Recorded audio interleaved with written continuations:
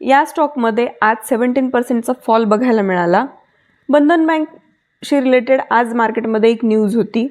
Year on year बेसिसवरती 35% profitable ही bank आहे. 35% प्रॉफिटेबल असूनही एवढा मोठा फॉल या स्टॉकमध्ये का आला याचं रिझन आपण बघूया. मार्केटनी एक पॅटर्न बनवला होता, रायझिंग वेज पॅटर्न बनवला होता. हा पॅटर्न कसा वर्क करतो, खाली इथे मार्केट या प्राईसला सपोर्ट घेते आणि इथे वरती रेजिस्टन्स घेते, पण प्राईस वर जाते, पण RSIमध्ये डायव्हर्जन्स आपल्याला बघायला मिळाला. RSI खाली जात होता आणि त्यामुळं ज्यावेळेस रायझिंग वेज पॅटर्न बनतो त्यावेळेस फॉल येणं, सेलिंग येणं एक्सपेक्टेड असतं. आपण मंथली टाईम फ्रेमवरती बघूया. इथे तुम्ही बघू शकता, कोविडचा ज्यावेळेस मोठा क्रॅश आला होता, प्राईसने इथे लो मारला होता.